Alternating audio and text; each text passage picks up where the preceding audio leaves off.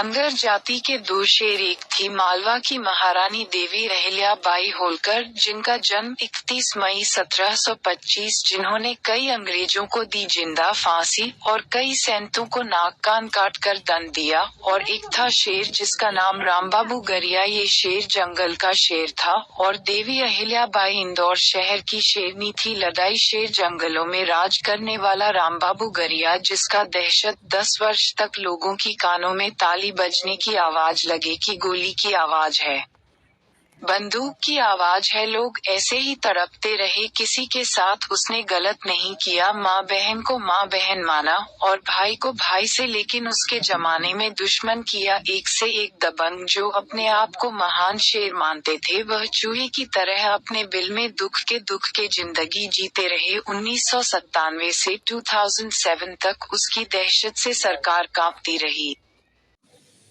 किसी जमाने में आतंक का पर्याय रहा रामबाबू दयाराम गरिया गिरोह एक बार फिर चर्चा में है, सुर्खियों में है।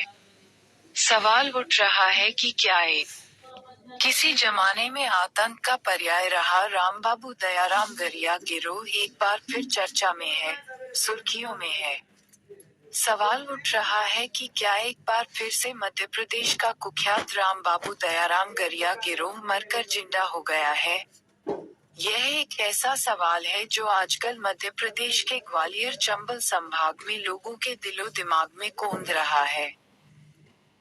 दरअसल बीते दिनों नवरात्रि पर्व के ठीक पहले कुख्यात गिरोह के सरगना रामबाबू दयाराम गरिया के नाम से बैलगाह क्षेत्र में दरअसल बीते दिनों नवरात्रि पर्व के ठीक पहले कुख्यात गिरोह के सरगना रामबाबू दयाराम गरिया के नाम से बैलगाह क्षेत्र में स्थित लिखेश्वरी माता मंदिर पर चढ़ाए गए घंटे से क्षेत्र वासियों में दहशत का माहौल व्याप्त है।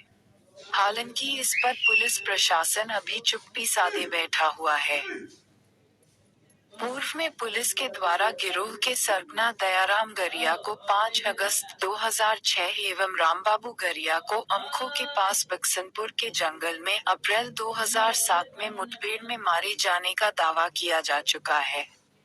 अब ऐसे में ये सवाल उठना लाजमी है कि यदि गरिया गिरोह के सरगना काल के गाल में समा चुके हैं, तो रामबाबू दयाराम गरिया के नाम से यह वजनी घंटा कौन चढ़ा गया? आश्चर्यचकित कर देने वाली बात यह है कि मंदिर में चढ़ाया गया घंटा बड़े आकार के साथ साथ बहुत भारी भी है एवं इसे केवल एक या दो व्यक्ति मिलकर मंदिर तक नहीं ला सकते थे। यहाँ जब ये गिरोह सक्रिय था तो हर नवरात्र में डकैत घंटा चढ़ाकर देवी माँ की आराधना करते रहे हैं। ऐसे में मंदिर के पुजारी और आसपास के लोगों का मौन भी इस घटना को रहस्यमयी बना रहा है। आज भी रहस्य है गरिया गिरोह की करोड़ों की संपत्ति। अंचल में एक दशक से अधिक समय तक आतंक का दूसरा नाम रहे गरिया गिरोह के खात्मे का दावा पुलिस द्वारा वर्ष 2007 में किया गया था। गिरोह के सरगना की मौत के बाद बाकायदा उनकी डीएनए जांच भी करवाई गई। वैसे इस गिरोह के सरगना दयाराम का शव पुलिस को प्राप्त नहीं हुआ था, बल्कि उसके शव के अवशेष पुलिस को मझेरा के पास पहाड़ पर प्राप्त हुए थे। तब भी यह खबर उड़ी थी कि दयाराम जिंदा है। तब पुलिस के अधिकारियों ने लाश के अवशेषों का डीएनए करवाया था। इसी प्रकार गिरोह के दूसरे सरगना रामबाबू गरिया की लाश उसके वास्तविक हुलिये से मेल नहीं खा रही थी। कभी लंबी लंबी दाढ़ी रखने वाला रामबाबू मृत्यु के समय क्लीन शेव था। पुलिस ने इसके शव का भी डीएनए करवाया था। आज पुलिस इस पूरे मामले की जांच की बात कह रही है। गरिया गिरोह का संपूर्ण ग्वालियर चंबल संभाग में अपना एक विशेष और बेहद शक्तिशाली नेटवर्क रहा है। इस गिरोह को सजातीय समर्थन भी प्राप्त था। गरिया गिरोह द्वारा फिरौती और लूटपाट के द्वारा जुटाई करोड़ों की संपदा कहां और किन लोगों के पास है, यह अभी तक रहस्य ही है। पहले भी हुए हैं गिरोह के फर्जी एनकाउंटर। गरिया गिरोह और फर्जी एनकाउंटर का पुराना नाता रहा है। पूर्व में भी रामबाबू गरिया को शिवपुरी पुलिस खोडन के जंगलों में ढेर करने का दावा कर चुकी है। इसके बाद रामबाबू गरिया ने स्वयं पुलिस को समर्पण कर पुलिस के इस झूठे एनकाउंटर की पोल खोली थी। यही नहीं, विजय गरिया के नाम पर तोता आदिवासी को भी एनकाउंटर में मारा जा चुका है।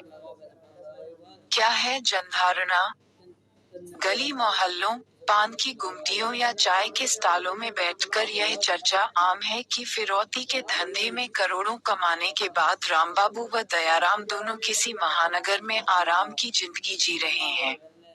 जंगल जंगल घूमने के बाद अब शहरों में किसी नए नाम से समा जाना कोई ज्यादा बड़ी बात है भी नहीं। जब 4 करोड़ बांग्लादेश के नागरिक भारत में सरकार बना बिगाड़ रहे हैं, तो भला इन दो लोगों का विलय क्या बड़ी बात है? जिला शिवपुरी के अमखो गांव बक्सनपुर में मंगलवार को रामबाबू गरिया की हत्या हुई थी, लेकिन कुछ लोगों का मानना है कि रामबाबू गरिया की मौत के बाद लिखेश्वरी मैया पर घंटा किसने चढ़ाया, तो कुछ लोग उसी से अंदाज लगाते हैं कि रामबाबू गरिया आज भी जिंदा है।